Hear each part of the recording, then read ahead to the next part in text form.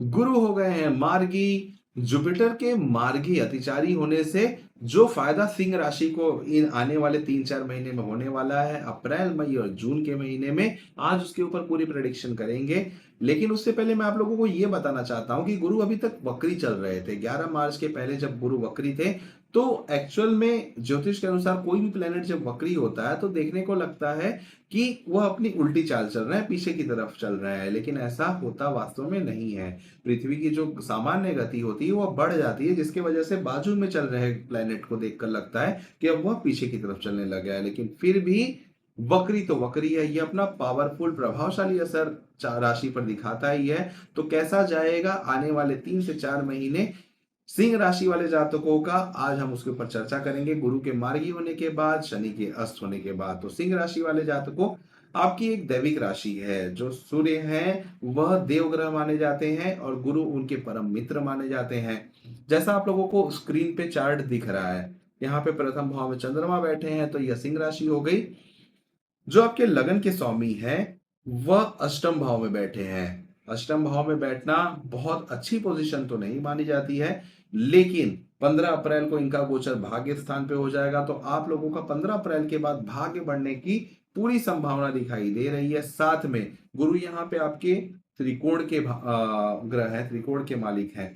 जब जुपिटर त्रिकोण के मालिक होकर लाभ स्थान पर बैठ जाते हैं, तो जो आप लोगों को लाभ मिलने में देरी हो रही थी, जो लाभ मिलने में अड़चने आ रही थी, अब वही लाभ आप लोगों को मिलता हुआ दिखाई दे रहा है। जो लोग भी स्पोर्ट्स के काम से जुड़े हुए हैं, या फिर जो लोग जिन लोगों का प्रमोशन अटका हुआ था, यह सही समय है अपने प्रमोशन की बात करने के लिए, या फिर स्पोर्ट्स के काम में तरक्की उन्हें मिलने का यह सही समय दिखाई दे रहा है। बच्चों से रिलेटेड कोई गुड न्यूज आप लोगों को मिल सकती है। ऑनलाइन डॉक्यूमेंटेशन में जिसका काम अटका हुआ था, जिसका काम सही समय पे पूरा नहीं हो रहा था, बहुत अलग अलग तरह से परेशानी आ रही थी, यहाँ पे आप लोगों का वह काम बनता हुआ दिखाई दे रहा है।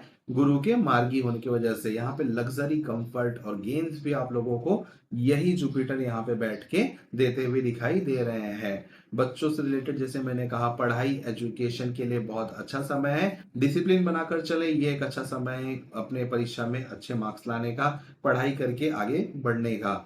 जून के पहले विवाह का एक प्रबल योग आप लोगों का दिख रहा है, क्योंकि जो गुरु की नवम दृष्टि है वह पड़ रही है आपके विवाह स्थान पे। गुरु की नवी दृष्टि इतनी शुभ होती है। कुंडली का नवम भाव भाग्य का स्थान माना जाता है। उसी भाग्य के जो गुरु की नवम दृष्टि होती है, उससे आप रिलेट कर सकते हैं कि कितनी शुभ होती है। वह आपके बिजनेस के घर पे, आपके स्पाउस के घर पे, आपके विवाह के घर पे पड़ रही है, जिसके वजह से जून 2026 के पहले आपके विवाह होने की प्रबल संभावना दिखाई दे रही है। साथ में आपका बिजनेस भी यहाँ पे बढ़ता हुआ दिखाई दे रहा है। जो लोग टेंशन बहुत ज्यादा ले रहे थे, उनका टेंशन यहाँ पे कम होता हुआ भी दिखाई दे रहा है, क्योंकि राहु आपके सप्तम भाव में बैठ के समस्या क्रिएट कर रहे थे, लेकिन शुभ गुरु, मार्गी गुरु की जो दृष्टि पड़ रही राहु के ऊपर, जिसकी वजह से यह काफी अच्छा संकेत दिखाई दे रहा है कि आने वाला समय आप लोगों को काफी शुभ हो सकता है।